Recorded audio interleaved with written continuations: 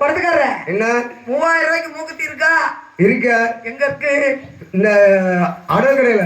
அடவு கடை. ஆமா. இந்த மூக்குத்தி எவ்வளவு தெரியுமா? எவ்வளவு? 50 பைசா. 50.